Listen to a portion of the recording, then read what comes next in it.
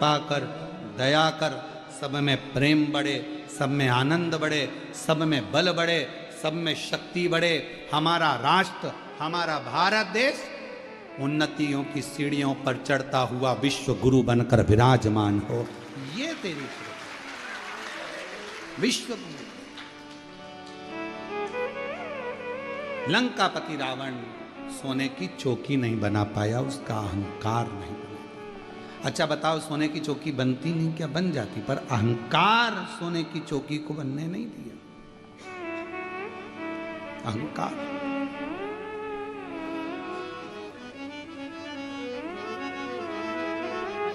कभी अभिमतता को बीच में मत आने दो। कई लोग कह रहे हैं मैं कर रहा हूं, मैं करा रहा हूं, मेरी मर्जी, मैं करूंगा, मैं। एक महाराज जी प्रवचन दे रहे थे, प्रवचन में कह रहे थे मेरे मुख से 7 दिन तक गंगा बहेगी, तुम सब डुबकी लगाओ, आओ नहाओ, गोते लगाओ। उसमें से एक व्यक्ति उठकर अपने घर चले गया। पत्नी से कहा, सुनो, पिताजी की अस्थियां रखी थी, हड्डियां। पत्नी बोली, तुम हरिद्वार जा रहे हो गंगा जी में खवाने? पति बोला, हरिद्वार जाने की जरूरत नहीं, तू अस्थियां दे। पत्नी ने लाल झोली उठाई, पिताजी की अस्थियों को दिया। पति ने उसको सिलबट्टे में रख के कूट लिया, पीस लिया, पुड़िया बांधी, कथा में जाकर बैठ गया। महाराज जी बोले, मेरे मुंह से 7 दिन तक गंगा बहेगी, तुम सब डुबकी लगाओ। खड़ा हो गया, लो महाराज प्रसाद खाओ, लो प्रसाद। महाराज जी ने प्रसाद की पुड़िया खोली, व्यास पीठ पे ही खा गए। जो दांत में आए तो चर्र बोले। अब जो वो हड्डी का चूरा चर्र बोले, तो महाराज जी ने पूछा, क्या खाया, क्या खिला दिया तूने मुझे?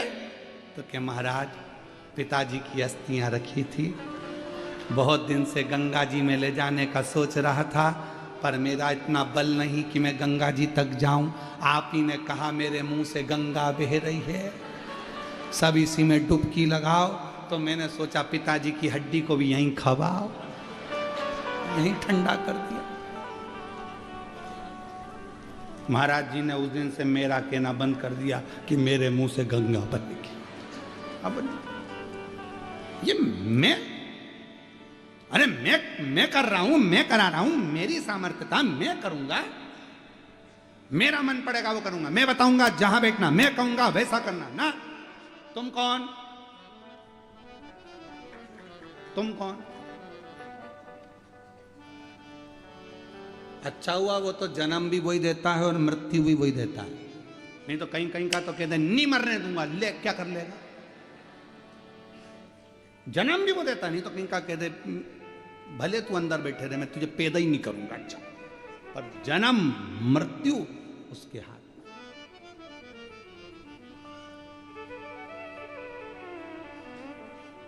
वो तो अच्छा है, उसके यहाँ रिश्वत नहीं चलती, नहीं तो तुम एक आध पेटी दिया थे और कहते थे पड़ोसन को उठा के ले जा, मुझे छोड़।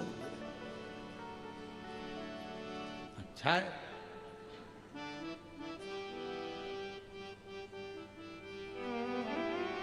महाराज शिव कथा कह रहे हैं, भगवान शंकर का पवित्र चरित्र कह रहा है, शिव महापुराण की कथा कह रही है, भगवान शंकर का पवित्र चरित्र वर्णन कर रहा है। शिव को जपो। हिमालय राज गए, रतन माणिक मोती सोना चांदी हीरा पन्ना सब लेकर गए, सब कुछ।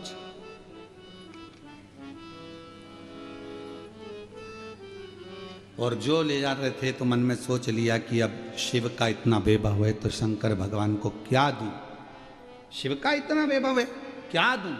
इसलिए शंकर भगवान आपसे कुछ नहीं मांगते, सारी समस्या का हल एक लोटा जल। केवल शंकर भगवान आपसे मांग रहे हैं तो एक लोटा जल, और वो भी होए तो 2, नहीं हो तो 3 बार ताली बजाकर बम बम बोले, बोल दिया बम बम, उतने में खुश है।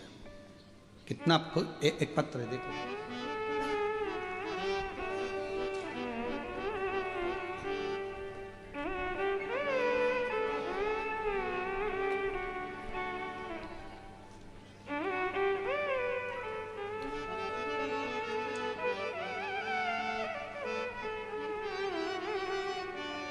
मलकापुर की रहने वाली हूँ।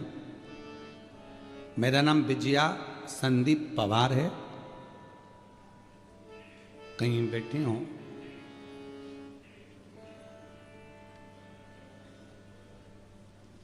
आप कोई बैठे हैं? बाहर बैठी हो तो अंदर आकर एक बेलपत्र ले सकते। मेरा नाम विजया संदीप पवार है। महाराज जी बाबा की कृपा से मेरी तबीयत खराब रहती थी, अब पूर्ण तरह से स्वस्थ हूँ। मैंने अपनी बेटी को एक काम बताया कि तू शिव जी के मंदिर में जाकर एक लोटा जल चढ़ाया कर, मंदिर की सफाई कर दिया। शिव की उपासना किसको कहते, शिव की भक्ति किसको कहते, ये शिव पर नहीं।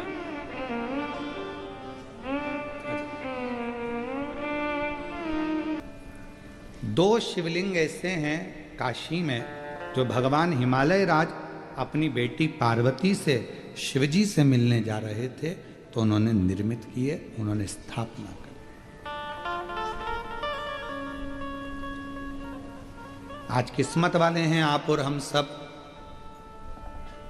शिव महापुराण के माध्यम से जिन गांवों में, जिन खेड़ों में, जिन नगर में, सोसाइटी में शंकर के मंदिर नहीं थे, शिवलिंग नहीं थे, आज पूरा विश्व शिव जी की कथा सुनकर, शहर हो चाहे गांव हो चाहे खेड़ा, सब जगह पर शिवलिंग की स्थापना हो रही और शंकर विराजमान। आज लगता है कि माहिल्याबाई होलकर जी ने जो करा, प्राचीन मंदिरों को जीर्णोद्धार कर कर उनका निर्माण करवाया, पर शिव महापुराण ने ये 30 सालों में जो इतिहास रचा है वो इतिहास यही रचा कि उसने शिव महापुराण ने जगह जगह मंदिरों का निर्माण किया। शिव और केवल मंदिर ही नहीं, अपने हृदय में जो भाव प्रकट होता है शिव के प्रति वो शिव का मंदिर ही कहलाता है, शंकर का मंदिर।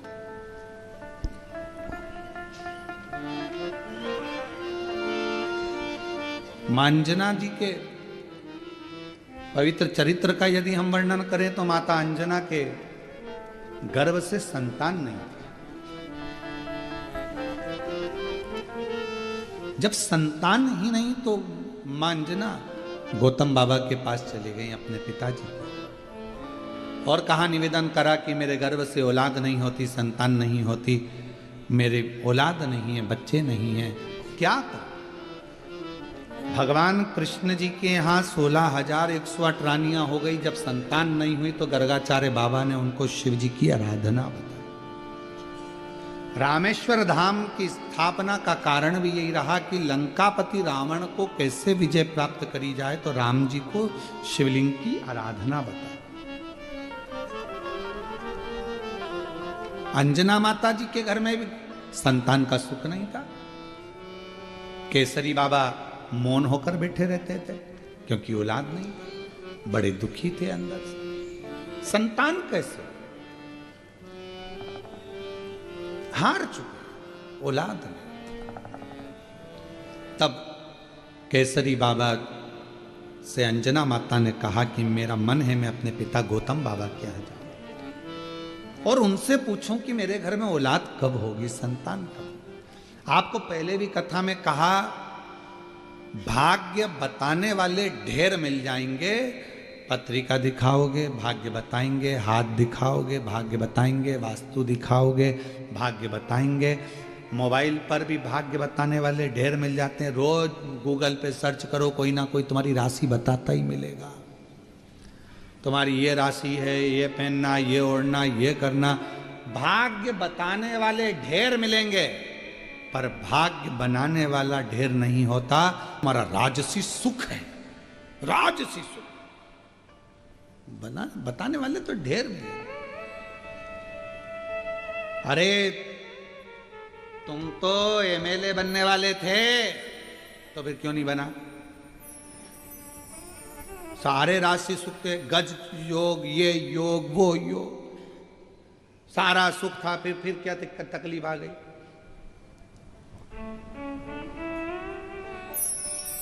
राहु घुस गया, राहु प्रवेश कर, ये प्रवेश कर गया। किसी ने कुछ कर दिया, कुछ धर दिया, ये सब चलता है। भाग्य बताने वाले ढेर मिलेंगे, पर भाग्य बनाने वाला कोई नहीं होगा, कोई नहीं होगा। भाग्य किसको बनाना है? आपको खुद मेहनत कर कर, परिश्रम कर कर, संघर्ष कर कर और शिव जी पर विश्वास कर कर आपको खुद बनाना। जब खुद मेहनत ही ना करोगे, दुकान पर ही ना जाओगे, नौकरी ना करोगे, सर्विस ना करोगे, व्यापार व्यवसाय ना करोगे, तो कौन देगा महाराज? किसकी सामर्थ्य?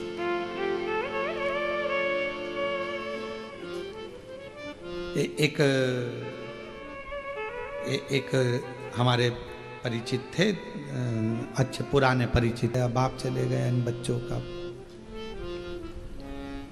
अब हम जाने लगे तो हमने उनकी पत्नी से कहा, एक निवेदन है, ना भैंस बेचना ना जमीन बेचना।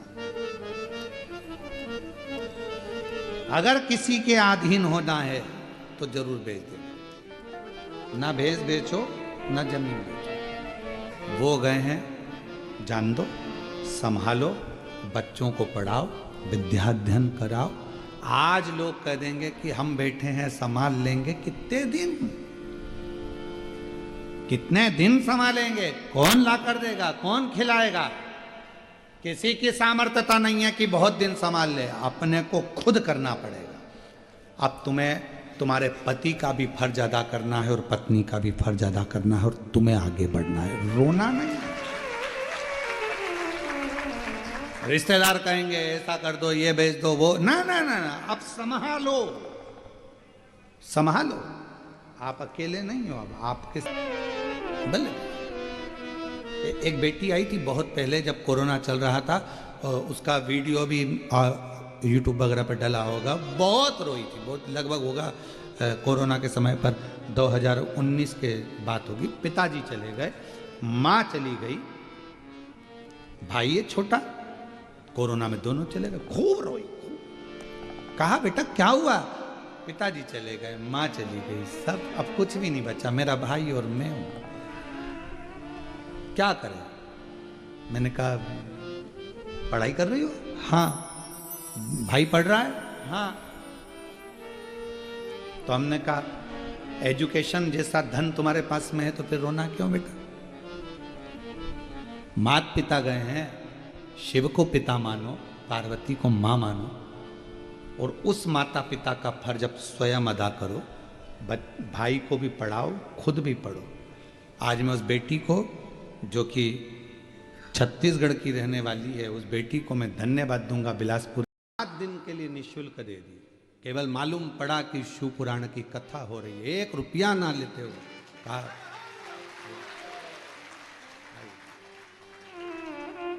शिव शिव है, शंकर इसको कहते हैं मन का बड़प्पन होना चाहिए, मन का बड़ा होना चाहिए। धन से नहीं, दिल से जब बड़प्पन होती है, मन का व्यक्ति जब बड़ा होता है, तो जीवन की सार्थकता अपने आप सिद्ध होती है। आज घर बड़ा हो गया, व्यापार बड़ा हो गया, व्यवसाय बड़ा हो गया, तो बोलो ईमानदारी से, क्या मेहमान बड़े? घट गए। क्यों? किसी के पास समय नहीं।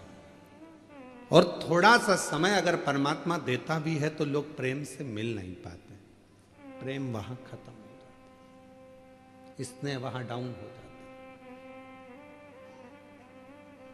हिमालय राज जी के मन में आया कि मेरी बेटी के घर में कुछ भी नहीं है, तो उनने बहुत रतन, हीरे, माणिक, मोती, सोना, चांदी सब भर लिया रथों में, और हिमालय राज लेकर चलती है सब।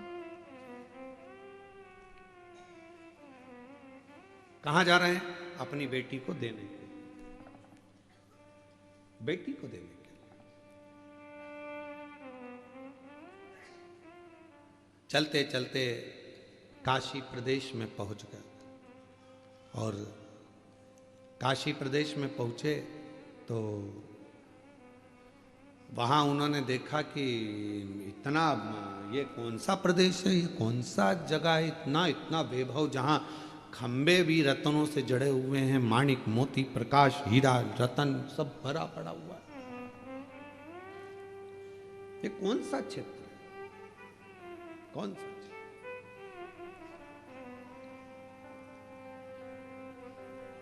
हिमालय राज ने मेनावती से कहा, जरा मैं पूछ के आता हूं कि ये कौन सी जगह है और कौन सा प्रदेश है।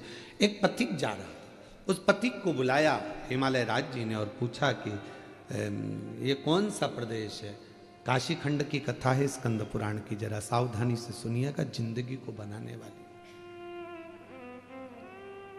ये कौन सा प्रदेश है? कहा ये काशी है। यहां के राजा दिवोदास हुआ करते थे और वो राजा ने अपने प्राणों को अब त्याग दिया, वो दिवोदास जी चले गए, तो ये काशी अब भगवान शिव को दे गए हैं। शंकर को शिव की काशी है। हाँ, यहां का राजा कौन है? तो कहा विश्वनाथ। यहां की रानी कौन है? तो कहा मां पार्वती। हिमालय राज की आंख में से आंसू बहने लगा। मैं अपने आप को करोड़पति समझ रहा था, धनपति समझ रहा था, वैभवपति समझ रहा था, सत्तापति समझ रहा था, पर मेरी भूल थी। आज मुझसे ज्यादा वैभव तो इस काशी में भरा पड़ा हुआ है, जहां शिव है,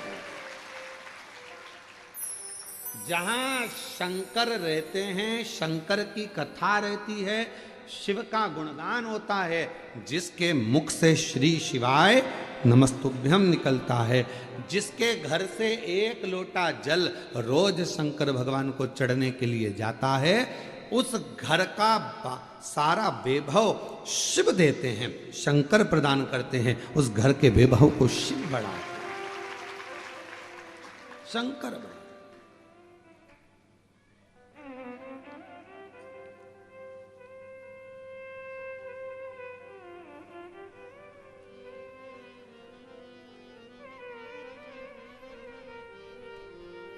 घर का वैभव कौन बढ़ा रहा है? शिव।